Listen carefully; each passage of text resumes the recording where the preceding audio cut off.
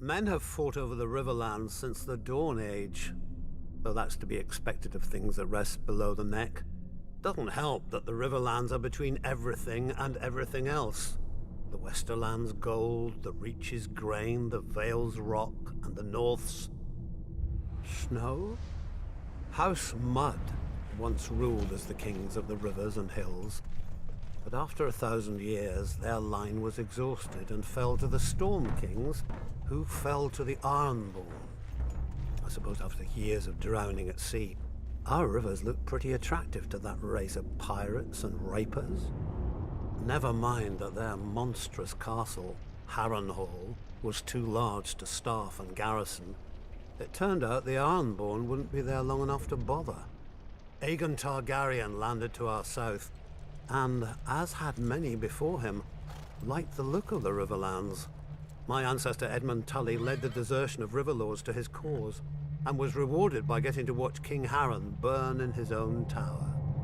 Unfortunately, that's not all Edmund got. House Tully was named the Lord Paramount of the Trident, which means we had to keep in line all those lords who hadn't governed themselves for thousands of years. We were now responsible for aiding the Malisters at Seaguard against the pouting Ironborn whenever they got cheeky. For settling Harrenhal on families stupid enough to think its curse would skip them after devouring all previous families. For keeping the Blackwoods and Brackens from wiping each other out, and giving us 2 more castles to deal with. For keeping the Freys in their place and out of others' pockets. For marrying off our sons and daughters wisely enough so we didn't follow House Mud into, well, the mud.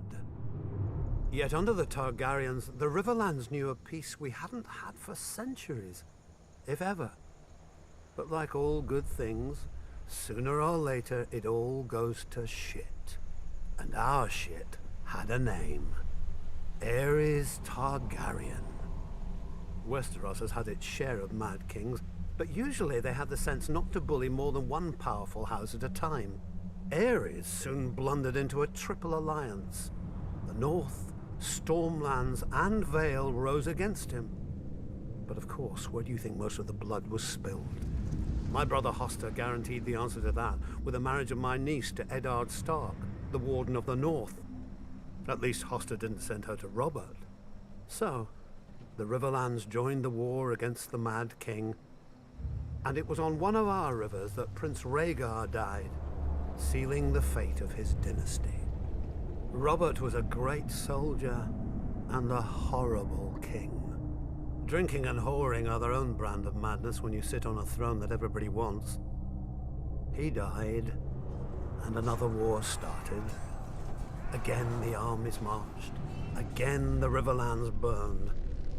If Westeros isn't careful, pretty soon our people will grow some sense and abandon this place for a safer realm, like the Dothraki Sea.